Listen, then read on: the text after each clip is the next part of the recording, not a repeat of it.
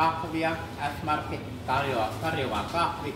Ja tuolla suunnalla on ämpäri tuolla pöydällä ja siinä voitte äänestää sitten Pihtikutaan mummoa. Ja se on helppoa, se kun laitatte sen mummon nimen sinne ylös.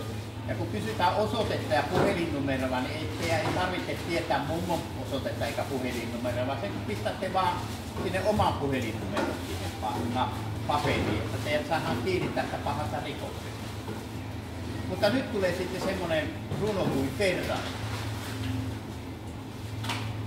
Minä istuin torin rannassa ja katselin merelle päin, kun asteli eräs herrasmies luokseni pystyin päin. Mies pyysi rahaa Ferrariin, että Mersusta luopua voi. Ei valhe tuli punainen, enää pienempi olla voi. Ei eurot menneet Ferrariin, ja on Mersukin juotu pois. Sen tietävät kaikki. Mut ehkäpä ryyppy hetkeksi Ferrarin tois. Ei kerjännyt leipään, ei vaatteisiin, sillä sitä ei usko kukaan. Mut valhe, suurin on leikkiä, ja siihen leikkiin mä lähdin mukaan. Taas istuin torin rannassa ja katselin merelle päin, kun ambulanssin kaartavan minä torin rantaan näin. Se tuli hakemaan juoksua, joka kohtalo korjasi pois. Minä jatkoin kahvia, tuumasi. Ehkä Ferrari taivasta tuli.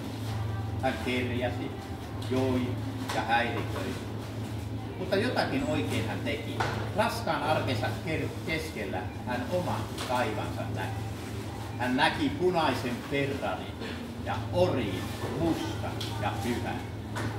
Sillä jaksoi hän nälän ja kylmyyden, kivut ja jatkuvan syhän. Siinä oli Ferrari.